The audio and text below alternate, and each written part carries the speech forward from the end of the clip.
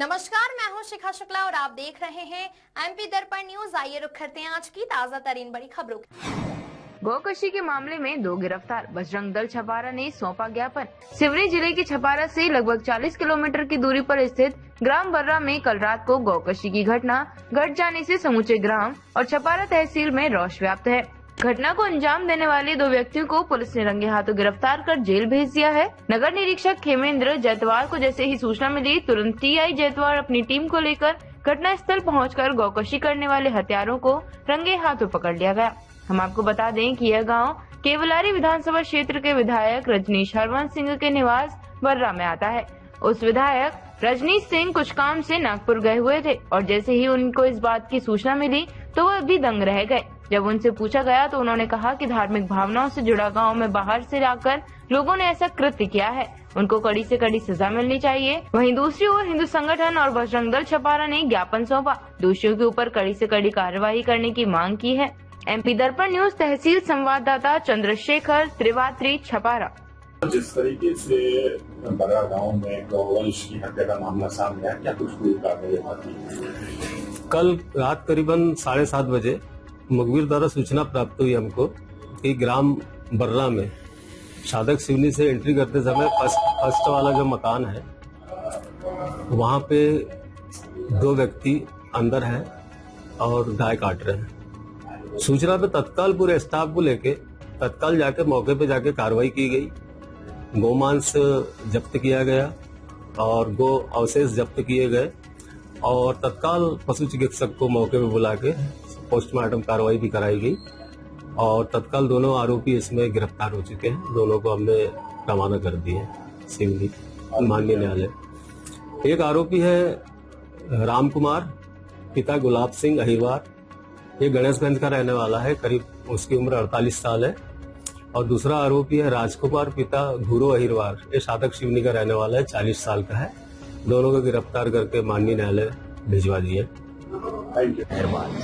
उनके रिश्तेदार थे, दमान थे और दमान चूंकि सास बहू रहती थी तो अक्सर उनका आना जाना होता रहता था, पर इतना ज्यादा भी नहीं होते रहता था। वो पिछले दिनों कहते हैं आए, 4-5 दिन से यहीं पर थे और उन्होंने उनका चूंकि यहाँ से बरसों के रहवासी हैं वो, और उनके 2 बेटे थे। एक बेटा शांत हो गया, एक बेटा उनका भिलाई में रहता है। बड़ा परिवार था पर करीब 30-35 सालों से वो यहाँ पर सास बहू अकेले रहते हैं।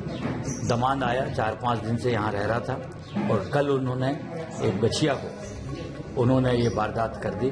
पूरा गांव शोकमय है, दुखी है, पीड़ित है। मेरी तत्काल जिले के एसपी से बात हुई, टीआई से बात हुई, उन्होंने तुरंत कार्रवाई किया। हमारे गांव के ही 2-3 लोगों ने आते जाते जब आहट सुनी कि यहाँ क्या हो रहा है खोली के अंदर, तो उनको शंका हुई और उन्होंने रात्रि में ही टीआई को फोन लगाया। टीआई ने सजगता के साथ मामले को संज्ञान में लिया और तत्काल यहाँ पर आया और गांव के आखिरी छोर में टोला जिसको कहते हैं, टोला में ये अहिरवार परिवार रहता था, वहाँ पर ये वारदात हुई और उन्होंने तुरंत जो वारदात कर रहे थे, जो दोषी थे, दोनों लोगों को पकड़कर पुलिस ने ले गई। एसपी से मेरी चर्चा हुई, मैंने उनसे एक ही आग्रह किया कि कठोर से कठोर कार्रवाई होना चाहिए, कठोर से कठोर उनको सजा मिलनी चाहिए। और उन्होंने ऐसा क्यों किया? हमारे गांव, हमारे इलाके में कभी ऐसी परिस्थितियां निर्मित नहीं हुई। आखिर में वो हमारे गांव के नहीं थे, हमारे गांव कैसे आए?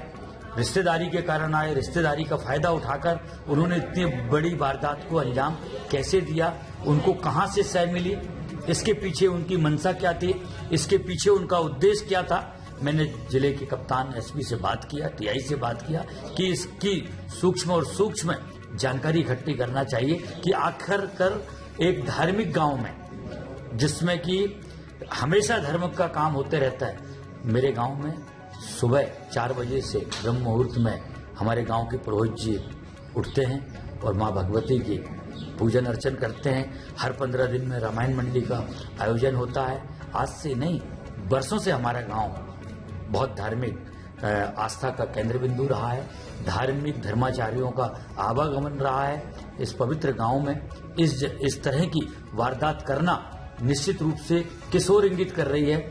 मैंने एसपी साहब से स्पष्ट शब्दों में बात किया कि गांव का कोई व्यक्ति इसमें संलग्न नहीं है। बाहर के लोगों ने आकर रिश्तेदारी का फायदा उठाकर ये वारदात को किया है। इसकी जांच होना चाहिए। और क्या कुछ ज्ञापन सौंपा गया है परिचय के साथ बताइए। विश्व हिंदू परिषद बजरंग दल जिला उपाध्यक्ष दिनेश ठाकुर।